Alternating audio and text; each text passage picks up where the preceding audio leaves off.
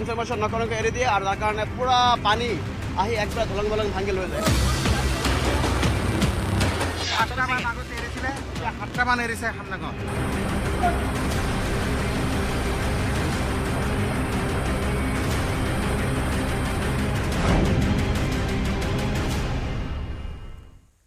নমস্কাৰ গাঁও চহৰ জিলা খবৰ হৈতে ষ্টুডিঅত মই প্ৰিয়ংকা আহিছো খবৰ মাজলৈ ৰাজ্যত ৰিমলৰ সংহাৰ অব্যাহত আছে আজিও ভিন্ন স্থানত ধুমুহা বতাহৰ সংহাৰ ধাৰাসাৰ বৰষুণৰ ফলত বহুকেইখন জিলাত সৃষ্টি হৈছে বান আৰু তাৰ মাজতে ৰিমলৰ সংহাৰত আজিৰ ৰাজ্যত মৃত্যু হৈছে এতিয়া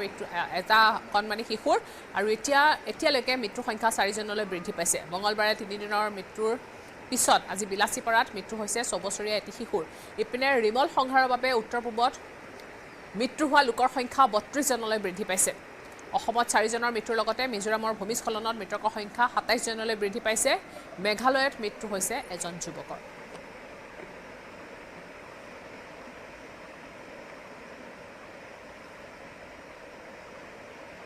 সদিখে এতিয়া ৰিমলৰ সংহাৰ সদিখে এতিয়া কৃত্ৰিম বান দেখিবলৈ পোৱা গৈছে ঠায়ে ঠায়ে বান মথাউৰি ছিঙিছে আৰু বহু লোকৰ এতিয়া ক্ষয়ক্ষতি হৈছে যান বাহনকে ধৰি বিস্তৰ ক্ষয়ক্ষতি দেখিবলৈ পোৱা গৈছে ৰিমলৰ তাণ্ডৱত ৰিমলৰ সংহাৰত ৰাজ্যত এতিয়া মৃতকৰ সংখ্যাও 32 জনলৈ বৃদ্ধি হৈছে আজি বিলাসীপাৰাত এটি কণমানি শিশুৰ মৃত্যু হৈছে প্ৰথম শ্ৰেণীৰ এজন ছাত্ৰৰ মৃত্যু হৈছে স্কুললৈ গৈ থকা অৱস্থাতে এখন অটো ভেনখন যিখন ভেনত গৈছিলে সেই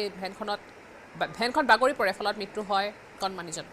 ইতিমধ্যে 3 দিনৰ মৃত্যুৰ পিছত আজি বিলাসীপাৰাত মৃত্যু হৈছে 6 বছৰীয়া শিশুটোৰ আৰু এতিয়ালৈকে মৃতকৰ সংখ্যা 32 জনলৈ বৃদ্ধি পাইছে অসমত 4 জনৰ মৃত্যুৰ লগতে মিজোৰামত ভূমিস্খলনত মৃতকৰ সংখ্যা 27 জনলৈ বৃদ্ধি পাইছে মেঘালয়তো মৃত্যু হৈছে এজন যুৱকৰ এতিয়া অব্যাহত আছে ধুমুহা বতাহৰ সংহাৰ ভিন্ন প্ৰান্তত এতিয়াও দেখিবলৈ পোৱা গৈছে এফালে এতিয়া বানৰ ধুমুহাৰ পিছত এবাৰ বান নেৰানেপেৰা বৰষুণ ধুমুহা আৰু বানৰ এবাৰ দেখিবলৈ পোৱা গৈছে বানৰ তাণ্ডৱ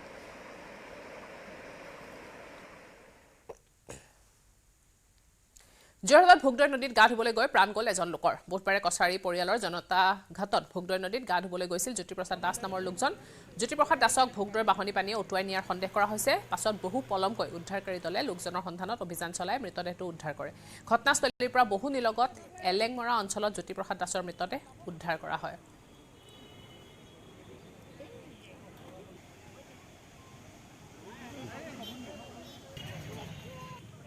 সব দিনাই সোনকালে 5টাতে উঠে উঠি মেলি এতিয়া জীয়েকে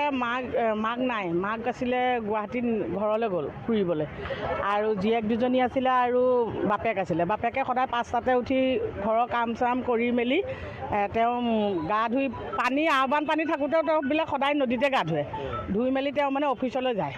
এতিয়া গা ধুবলৈ অহাৰ পৰা তেওঁ নাইকিয়া হৈ আছে কিন্তু চেণ্ডেলযোৰ সেই য'ত থয় আনদিনা যেনেকৈ থৈ পিনি গা ধুবলৈ যায় তেনেকৈ সেই ড্ৰামটো কিনাৰতে চেণ্ডেলযোৰ আছে খুব সম্ভৱ 6টা 6:30মান বজাত হ'ব পাৰে মানুহজনৰ নামটো জ্যোতি দাস নেকি জ্যোতিপ্ৰসাদ দাস বয়সটো হৈ যাব 50 বছৰমান এই বিষয়ে সবিশেষ জানিবলৈ আমি সংযুক্ত হৈছো যোৰহাটৰ সাংবাদিক গৌতম গৰাৰ সৈতে গৌতম আপোনাৰ ওচৰলৈ আহিছো ঘটনা সন্দৰ্ভত জানিব বিচাৰিছো আৰু যি ভাষ্য আমি শুনিলো লোকজনে যিজন জ্যোতিপ্ৰসাদ দাস নামৰ লোক আছিলে তেওঁ প্ৰতিদিনে গা ধুবলৈ গৈছিলে কিন্তু আজি এই কৰুণ ঘটনাটো সংঘটিত হৈছে মৃত্যু হৈছে জ্যোতিপ্ৰসাদ দাস নামৰ লোকজনৰ হয় প্ৰিয়ংকা চক যে যোৰহাট নগৰৰ মাজেদি বৈ যোৱা যি ভোগদৈ নদী এই ভোগদৈ নদীখন এখন মৃত নদীলৈ পৰিণত হ'বলৈ গৈছিলে বিগত কেইবা বছৰ ধৰি ভোগদৈ নদীত পানী শুকাই আহিছিলে আৰু নদীখন বাম হৈ পৰিছিলে আৰু আৱৰ্জনাৰ এক স্থলীলৈ পৰিণত হৈছিলে কিন্তু বিগত বৰ্ষৰ পৰা আমি দেখিবলৈ পাইছো যে নদীখনৰ উৎপত্তিস্থল নাগালেণ্ডত বৰষুণ হোৱাৰ বাবে পানীৰ ঢল আহিছে আৰু বিগত কেইদিনত হোৱা নেৰানেপেৰা বৰষুণৰ পিছত ভোগদৈ নদী ফেনে ফুটুকাৰে উপচি পৰিছে আৰু তাৰ বাবেই নদীখনৰ কাষত থকা যিসকল লোক তাত তেওঁলোকে নিতৌ গা ধুৱে আৰু নদীখনৰ যি বাম হৈ আছিলে হয়তো আজিৰ পৰা 2-3 দিন পূৰ্বে আৰু তেনে ভাবি অনুৰূপ ধৰণে জ্যোতিপ্ৰসাদ দাস নামৰ লোকজনে আজি পুৱাও তেওঁ নদীত গা ধুবলৈ আহে কিন্তু নদীত আমি দেখিবলৈ পাইছো যে ফেনে ফুটুকাৰে ভৰি বহু ফুট বৈ আছে ভোগদৈ নদীত আৰু তাতে তেওঁ উটি যায় প্ৰথম অৱস্থাত তেওঁ সন্ধানহীন হৈছিলে ক'ত কেনেধৰণে সন্ধানহীন হ'ল সেয়া ঠাৱৰ কৰিব পৰা নাছিলে সন্দেহ কৰা হৈছিলে আৰু পিছত যেতিয়া নিশ্চিত হয় যে তেওঁ ভোগদৈ নদীত গা ধুবলৈ অহাৰ পিছতে সন্ধানহীন হয় তেতিয়া উদ্ধাৰকাৰী দলক খবৰ দিয়া হয় SDRFৰ দল আহে উদ্ধাৰকাৰী দল আহে আৰু বহু পলমকৈ যি ঘটনাস্থলীৰ পৰা প্ৰায় 15-20 কিলোমিটাৰ নিলগৰ এলেংমৰা অঞ্চলত তেখেতৰ মৃতদেহ ইতিমধ্যে উদ্ধাৰ কৰিছে আৰু এই সন্দৰ্ভত যোৰহাট জিলা প্ৰশাসনৰ তৰফৰ পৰাই কালিয়ে নিৰ্দেশনা জাৰি কৰা হৈছিল যে নদী বা এনেধৰণৰ জলাশয় বা ব্ৰহ্মপুত্ৰ নাও চলাচলৰ পৰা আৰম্ভ কৰি গা ধোৱাটো নিষিদ্ধ কৰা হৈছিলে আৰু কোনো যদি আৱশ্যকীয় কাম নাথাকে তেনেহলে এনেধৰণৰ পানীৰ কাষলৈ যাবৰ বাবে নিষেধাজ্ঞা জাৰি কৰা হৈছিলে। যোৰহাটৰ জিলা দণ্ডাধীশে জিলা আয়ুক্তগৰাকীয়ে এই নিৰ্দেশনা জাৰি কৰিছিলে আৰু তাৰ পাছতে আজি আমি দেখিবলৈ পালো যে যিহেতু নদীখনৰ কাষতে এইসকল লোকৰ বাসগৃহ আৰু তেওঁলোকে নিতৌ নদীত গা ধুৱেহি আৰু অনুৰূপ ধৰণে আজিও তেওঁলোকে সেই ব্যক্তিজনে গা ধুবলৈ অহাৰ পাছতে এই অনাহুত ঘটনা সংঘটিত হয়, অনাকাংক্ষিত ঘটনা সংঘটিত হয় আৰু পানী যিহেতু নদীত বাঢ়ি আছে, কালি নিশাও নদীত পানী বাঢ়িছে আৰু তাৰ উমান নোপোৱাৰ বাবেই হয়তো পানীৰ ঢলে লোকজনক উটুৱাই লৈ যায়। প্ৰিয়ংকা। হয় গৌতম, আমি যদি চাওঁ বিগত কিছুদিন ধৰি দেখা পোৱা গৈছে ভোগদৈত ইটোৰ পিছত সিটোকৈ গা ধুবলৈ নামি বহুকেইটা ঘটনা সংঘটিত হৈছে, কেইবাজনো লোকৰ ইতিমধ্যে মৃত্যু হৈছে আৰু আজিও তেনে ঘটনা সংঘটিত হৈছে আৰু বাৰম্বাৰ আপুনি যিদৰে কৈছে বাৰম্বাৰ সতৰ্কতা বা বাৰে বাৰে এনেদৰে এলাৰ্ট দি থকা হৈছে, এলাৰ্ট কৰা হৈছে যে নদীত গা ধুব নালাগে, কিন্তু তাৰ পিছতো এনেধৰণৰ ঘটনা সংঘটিত হৈ আছে। এই সন্দৰ্ভত আমি ক'ব লাগিব যে লোকসকলে জানি শুনিও এনেধৰণৰ কামকে কৰি আছে। হয় হয় নিশ্চয়কৈ প্ৰিয়ংকা চাওক, যিহেতু মই পুনৰবাৰ ক'ব বিচাৰো যে ভোগদৈ নদীখন যি অংশত এইসকল লোকে গা ধুৱে নদীখন বহু বাম আছিলে, তেওঁলোকৰ এককাল পৰ্যন্তহে পানী আছিলে বা কোনো ঠাইত বুকু পৰ্যন্ত পানী আছিলে, কিন্তু যিহেতু বিগত কেইদিনত হোৱা বৰষুণৰ ফলত নদীখন ফেনে ফুটুকাৰে বাঢ়ি পৰিছে, বৃদ্ধি পাইছে, পানীৰ জলস্তৰ বহু পৰিমাণে বৃদ্ধি পাইছে আৰু সেই উমান সেইসকল লোকে ধৰিব নোৱাৰাৰ বাবে ইয়াৰ পূৰ্বে আমি উল্লেখ কৰিছো যে মাত্ৰ 1.5 মাহৰ ভিতৰতে 3জন যুৱকে নদীৰ বুকুত বালি উঠাবৰ বাবে খন্দা গাঁতত পৰি তেওঁলোকৰ মৃত্যু হৈছে। তাতো হৈ অনুৰূপ ঘটনা যে নদীখন সেই বামস্থলীত তেওঁলোকে গা ধুই থকা অৱস্থাত হঠাৎ সেই নদীত খান্দি থোৱা গাঁতত সোমাই যোৱাৰ অন্তত তেওঁলোকে মৃত্যুক আঁকোৱালি ল'ব লগা হৈছে আৰু আজিও সেই জ্যোতিপ্ৰসাদ দাস নামৰ সেই ব্যক্তিজনে তেওঁ সদায় গা ধুবলৈ আহিছিলে, কিন্তু তেওঁ ধৰিব নোৱাৰিলে যে নদীৰ জলস্তৰ বহু পৰিমাণে বৃদ্ধি পাইছে আৰু সোঁতৰ পৰিমাণো বহুত বেছি আৰু তেওঁ পূৰ্বৰ দৰে যিধৰণে নদীত নামি গা ধুৱে তেনেধৰণে গা ধুওঁতেই নদীৰ প্ৰবল সোঁতে লোকজনক উটুৱাই লৈ যায় আৰু অৱশেষত প্ৰায় 15-20 কিলোমিটাৰ নিলগত তেখেতৰ মৃতদেহ ইতিমধ্যে উদ্ধাৰ হৈছে। গতিকে যোৰহাট জিলা প্ৰশাসনৰ তৰফৰ পৰা সকলোকে সতৰ্কতামূলকভাৱে এনেধৰণৰ নিৰ্দেশনা জাৰি কৰা হৈছে আৰু সকলোকে আহ্বান জনাইছে যে এই বাৰিষাৰ বতৰত বা এনেধৰণৰ বৰষুণৰ বতৰত নদীৰ জলস্তৰ বৃদ্ধি হৈ থকা সময়ত যাতে কোনেও ভোগদৈ নদীয়ে নহয় বা অন্যান্য যিসমূহ জলাশয় আছে বা ব্ৰহ্মপুত্ৰ আছে তাত গা নুধুবৰ বাবে ইতিমধ্যে নিৰ্দেশনা জাৰি কৰি থোৱা হৈছে আৰু জিলা প্ৰশাসনৰ তৰফৰ পৰা সেয়া মানিবৰ বাবে সকলোকে আহ্বান জনাইছে। হয়, সকলোৱে সতৰ্ক হৈ থাকিব লাগে, সজাগ হৈ থাকিব লাগে। ধন্যবাদ জনাইছো গৌতম এই মুহূৰ্তত আপোনাক।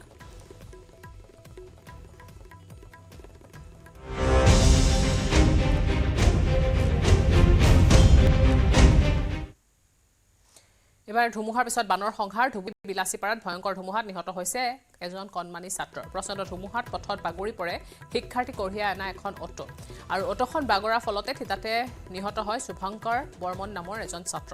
মৃত শুভংকৰ শংকৰদেৱ শিশু আৰু বিদ্যা নিকেতনৰ 1ম শ্ৰেণীৰ ছাত্ৰ। দুৰ্ঘটনাত আহত আন 4জন শিক্ষাৰ্থীৰ লগতে গুৰুতৰভাৱে আহত হৈছে শুভংকৰৰ মাতৃও। পুৱা বিদ্যালয়লৈ যোৱাৰ পথত সংঘটিত হৈছে শোকাবহ ঘটনাটো। মৃত শুভংকৰ বৰ্মনৰ ঘৰ বিলাচীপাৰাৰ জমদুৱাৰত। ধুবুৰীত ৰেড এলাৰ্ট দিয়াৰ পিছতো প্ৰশাসনে ঘোষণা কৰা নাছিল বিদ্যালয় বন্ধৰ। প্ৰশাসনৰ হেমাহিৰ বাবে আজি পুনৰ প্ৰাণ হেৰুৱাব লগা হ'ল এটি কণমানি শিশুৱে। ঘটনাৰ পিছতে ধুবুৰী জিলা প্ৰশাসনৰ বিৰুদ্ধে এতিয়া ক্ষোভ উজাৰিছে স্থানীয় লোকে।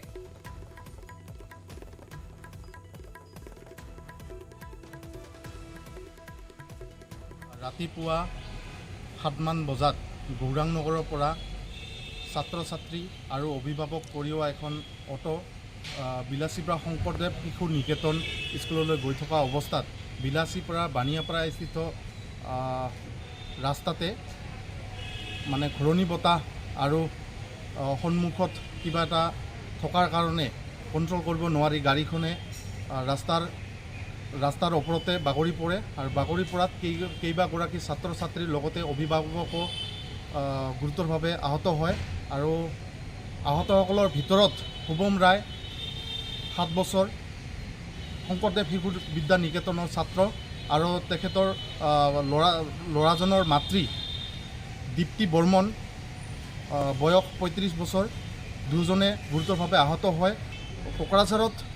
শুভম ৰায়ে চিকিৎসকে চোৱাৰ পিছত মৃত বুলি ঘোষণা কৰে আৰু মাতৃক লোৱাৰ আছামত এতিয়াও চিকিৎসাধীন হৈ আছে।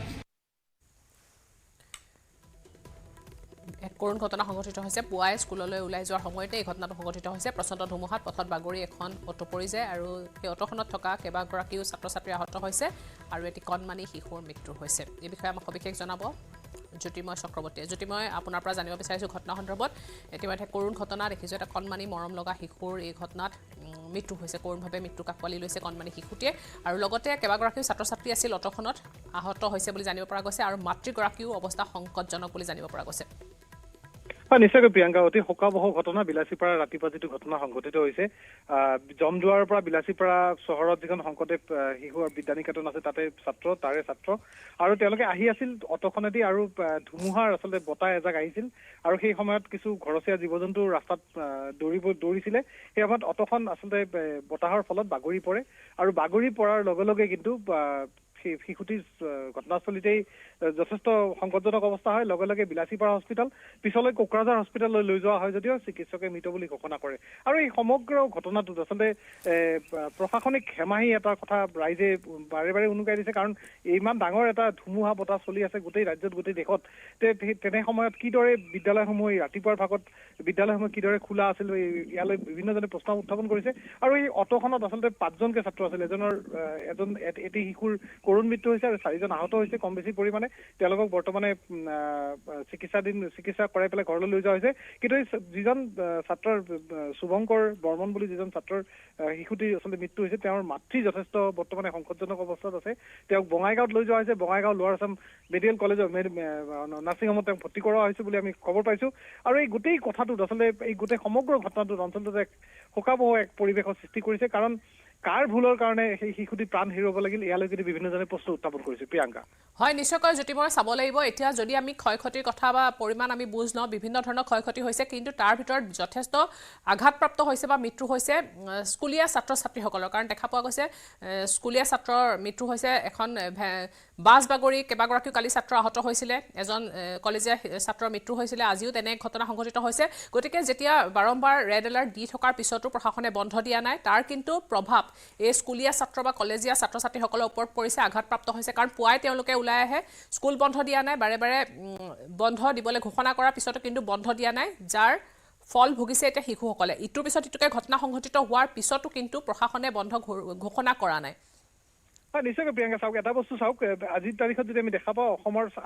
প্ৰায় 9খনৰ পৰা 10খন জিলাত কিন্তু বৰ্তমানে বিদ্যালয় বন্ধ দিয়া হৈছে, কিন্তু বাকীবোৰ জিলাত কিয় বন্ধ দিয়া হোৱা নাই? কাৰণ এই সমগ্ৰ অসমৰ কাৰণে বা সমগ্ৰ উত্তৰ পূৰ্বাঞ্চলৰ কাৰণে এটা ভয়াৱহ বৰ্তমানে পৰিস্থিতি চলি আছে। সেই মুহূৰ্তত বিদ্যালয়সমূহে এদিন বা দুদিনৰ কাৰণে বন্ধ দিলে খুব এটা বেছি অসুবিধা হয়তো নহ'ল হয়। তেনে ক্ষেত্ৰত কেৱল মাত্ৰ গৰমৰ কাৰণে বিদ্যালয়সমূহত টাইম আগুৱাই দিলে পেলাই চৰকাৰৰ দায়িত্ব শেষ হৈ গ'ল নেকি, সেয়ালৈ প্ৰশ্ন উত্থাপন হৈছে। কাৰণ এই সৰু শিশুবোৰ তেওঁলোকক লৈ, কাৰণ তেওঁলোকে নিজে আহিব নোৱাৰে, যিহেতু তেওঁলোকে কোনোবা বাহনৰ জৰিয়তে তেওঁলোকে বিদ্যালয়লৈ আহিব লাগিব। আৰু এই বাহনসমূহ বৰ্তমানে যিহেতু বতাহ ধুমুহা চাৰিওফালে চলি আছে, বাহনবোৰ নিৰাপদ নহয় ৰাজপথত। ক'ত গছৰ টালি ভাঙি পৰিছে, ক'ৰবাত কিবা এনেধৰণৰ ঘটনা সদায় হৈ আছে, বিদ্যুতৰ তাঁৰ ছিঙি পৰিছে, এনেকুৱা ঘটনা প্ৰায় বিগত 3-4 দিনৰ পৰা অসমৰ বিভিন্ন প্ৰান্ততে হৈ আছে, লগতে ধুবুৰী জিলাৰ বিভিন্ন প্ৰান্তত হৈ আছে। তেনে ক্ষেত্ৰত তেনে সময়ত এনেধৰণে বিদ্যালয়ৰ বা ছাত্ৰ কঢ়িয়া বাহনবোৰ কিন্তু যথেষ্ট বিপদজনকভাৱে চলাচল কৰিছে। এই সমগ্ৰ বিষয়টো প্ৰশাসনে এটা দৃষ্টিভংগী থাকিব লাগিছিল, আৰু প্ৰশাসনে কিন্তু এদিন বা দুদিন বিদ্যালয়খন বন্ধ দি দিব পাৰিলে হয়। যদি আমি ধুবুৰী জিলাৰ কথা কওঁ, ধুবুৰী জিলাত কেৱল মাত্ৰ দেখা গৈছে প্ৰশাসনে ধুবুৰীৰ পৰা মানকাছৰ যিটো ফেৰী সেৱা আছে, সেয়া 2 দিনৰ কাৰণে বন্ধ ঘোষণা কৰিছে, আৰু তাৰ বাহিৰে কিন্তু আন কোনো ধৰণৰ কোনো ঘোষণা নাই। এই মুহূৰ্তত আচলতে ধুবুৰী জিলাত যদি আমি পৰিস্থিতি প্ৰিয়ংকা ক'বলৈ যাওঁ, এই ধুমুহা বতাহৰ ফলত বিদ্যুতৰ যথেষ্ট নাটনি হৈছে, মোবাইলৰ নেটৱৰ্ক নাই ঠায়ে ঠায়ে, এনেকুৱা এটা অৱস্থা হৈছে মোবাইলত কথা পাতিবলৈ নেটৱৰ্ক ঠাইলৈ লোকে গৈ পেলাই তাৰে পৰা কথা পাতিবলগীয়া হৈছে। ৰাতিপুৱা 3:30 বজাৰ পৰা ধুমুহা আহিছিল, ধুবুৰীৰ বিভিন্ন প্ৰান্তত ধুমুহা হৈছে, এতিয়ালৈকে বহু ঠাইত বিদ্যুৎ সংযোগ হোৱা নাই। চহৰ অঞ্চলত 2-এটা ঠাইত লাহে লাহে আহিবলৈ আৰম্ভ কৰিছে, যে গ্ৰামাঞ্চলত এটা বিস্তীৰ্ণ অঞ্চল বৰ্তমানে বিদ্যুৎ যোগাযোগৰ পৰা ব্যাহত হৈ আছে। এনে এটা আচলতে এনে এটা সময়ত বিদ্যালয়সমূহ কিয় খোলা ৰখা হৈছিল, বা বিদ্যালয় বন্ধ ৰখাৰ ক্ষেত্ৰত বা বিদ্যালয়ৰ অভিভাৱকে হওক, বিদ্যালয় কৰ্তৃপক্ষ হওক, প্ৰশাসনে হওক, কিয় এইটো ব্যৱস্থা লোৱা নাই, এয়া কিন্তু যথেষ্ট এটা চিন্তনীয় কথা। আৰু তাৰ ফলত কিন্তু কৰুণ মৃত্যু সাৱটি ল'ব লগা হ'লে সৰু এটা 6 বছৰীয়া শিশু এটাই। হয়, নিশ্চয়কৈ ধুবুৰী জিলা প্ৰশাসনৰ চূড়ান্ত গাফিলতি ক'ব লাগিব। কেইবাটাও প্ৰশ্ন আছে, ৰেড এলাৰ্ট দিয়াৰ পিছতো কিয় বন্ধ নিদিলে, কিয় প্ৰশাসনে মৰিগাঁৱৰ ঘটনাৰ পিছত শিক্ষা নল'লে, গতিকে কেইবাটাও প্ৰশ্ন আছে। আৰু তাৰ ফলতে আজি এটা পুনৰ এনেধৰণৰ ঘটনা সংঘটিত হৈছে, এটা কৰুণ শিশুৱে মৃত্যুক আঁকোৱালি লৈছে। ধন্যবাদ জনাইছোঁ এই মুহূৰ্তত জ্যোতিময় আপোনাক।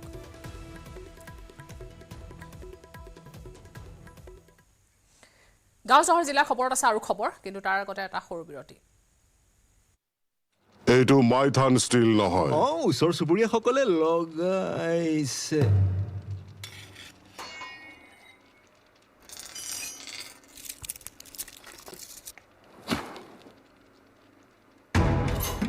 Strong মানে might and steel. correct.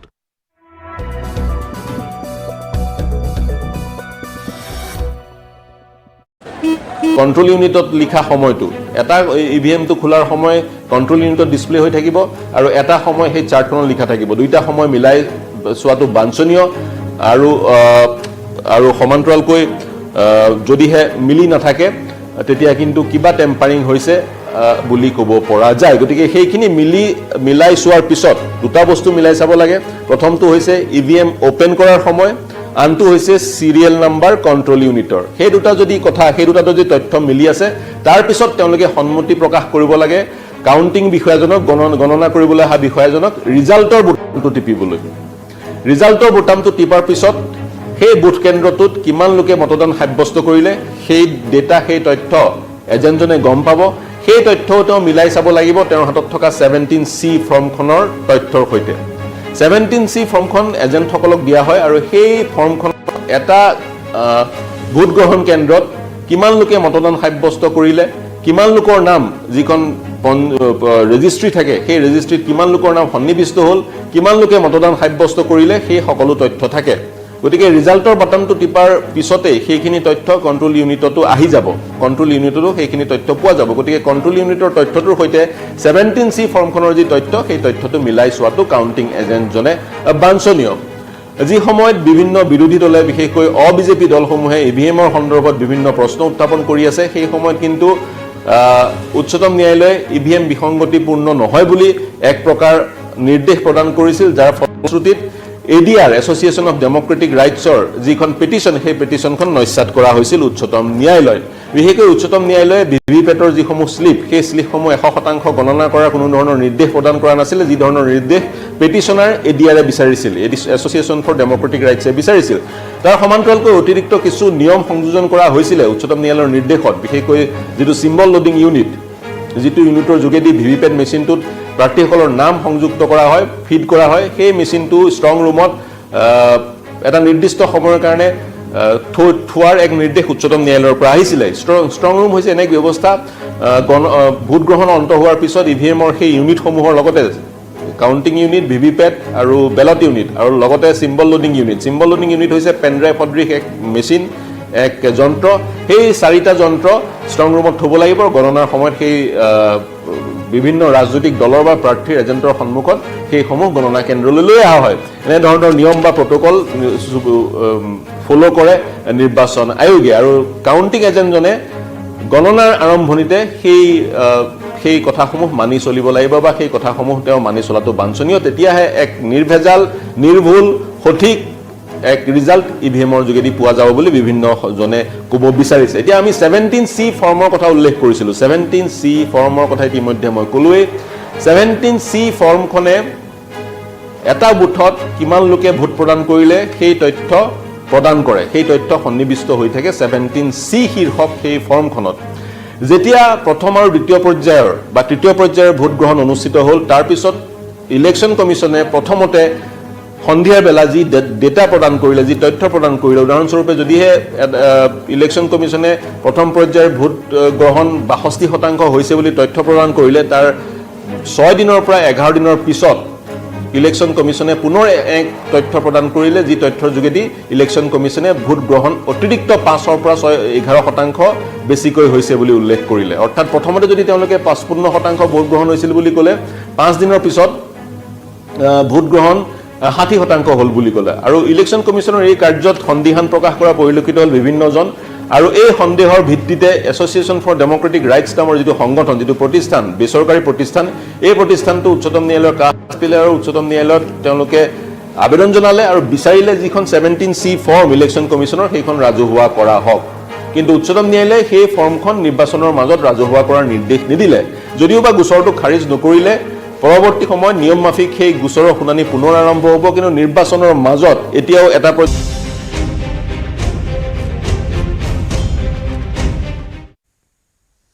নেৰাণৰ পৰা বৰষুণৰ ফলত নাগালেণ্ডৰ উখা জিলাত ভূমিস্খলন উখা জিলাৰ চাইনিজ বস্তিত ভূমিস্খলন হৈছে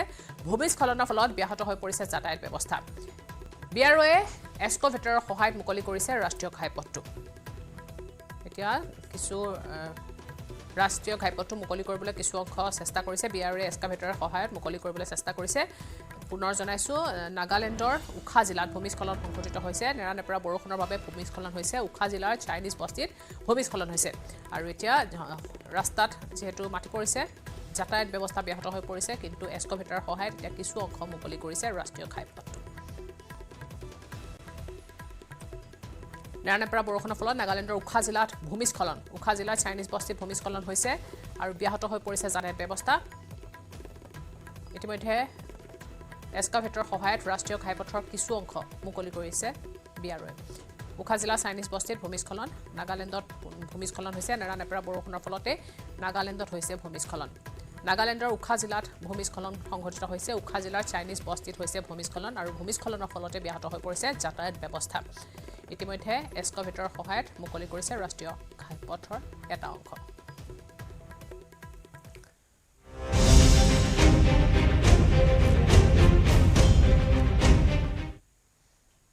নুমলীগড়ত কালিয়নী আৰু ড্ৰৈগং নৈৰ বাহনী পানীৰ সংঘাৰী ৰূপ বাহনী পানীত উঠি গৈছে বালি ভৰ্তি ডাম্পাৰ চকুৰ পচাৰতে বাহনী পানীৰ কোবাল হুতে উঠুৱাই নিলে বালি ভৰ্তি ডাম্পাৰখন উল্লেখ্য যে নেৰানেপেৰা বৰষুণৰ ফলত উপনী উঠিছে কালিয়ানী আৰু ড্ৰৈগং নৈৰ জলপৃষ্ঠ বাহনী পানীত বুৰ গৈছে পংকা গ্ৰান্টৰ কিছু লোকৰ বাসগৃহৰ লগতে খেতি পথাৰ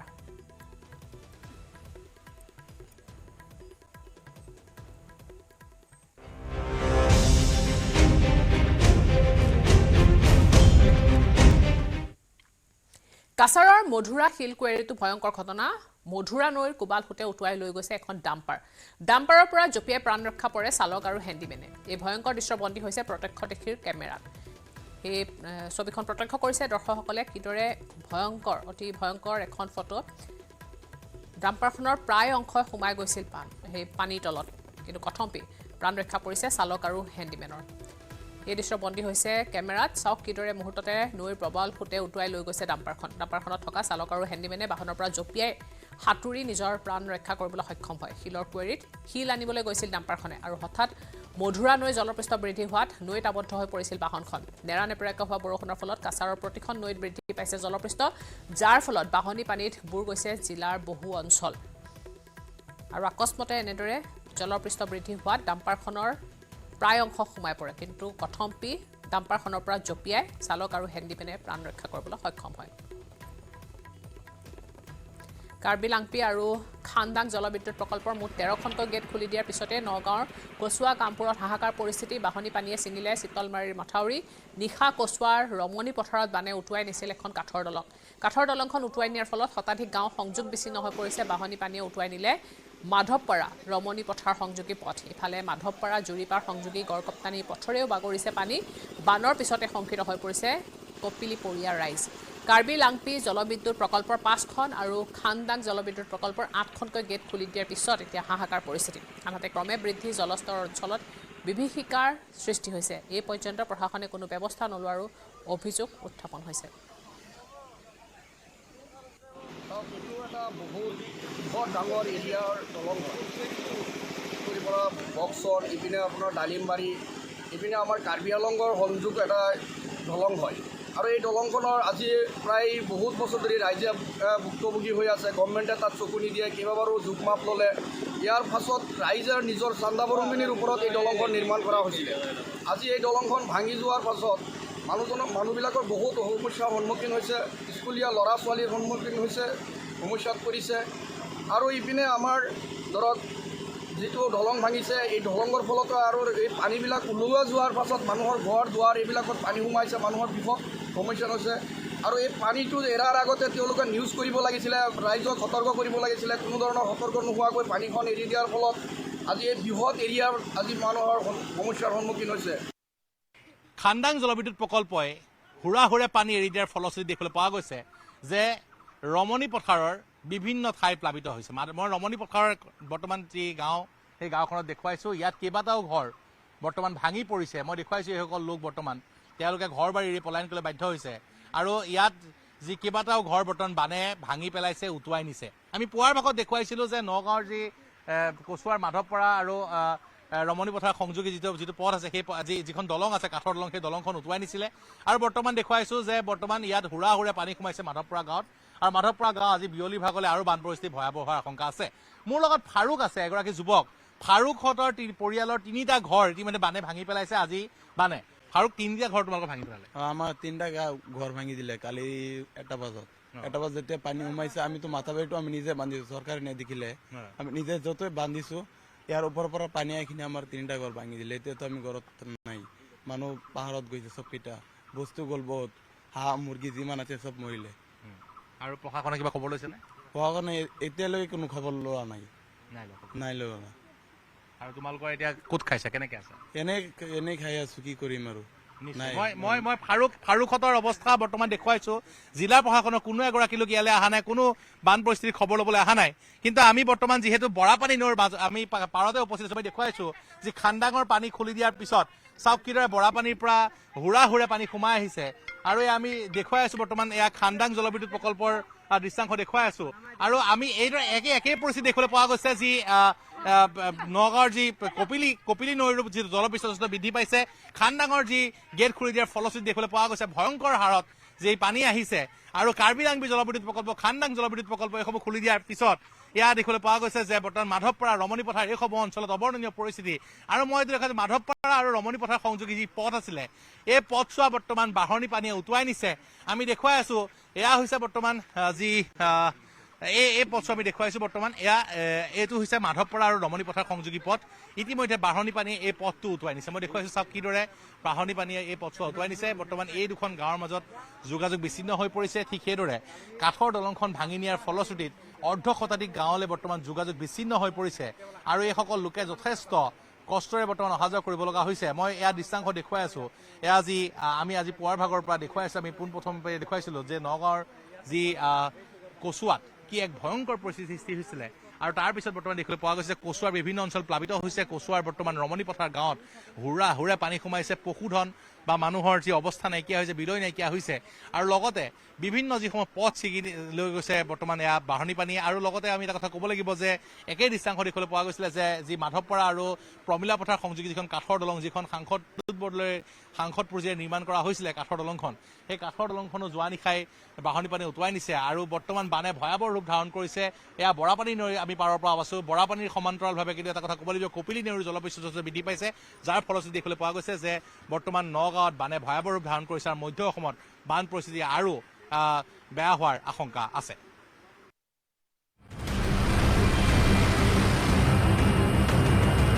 যাতে কোনো ইনফৰমেশন নকৰাকৈ এৰি দিয়ে আৰু তাৰ কাৰণে পুৰা পানী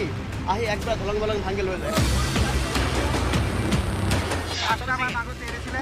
7টা মান এৰিছে খান্দাঙত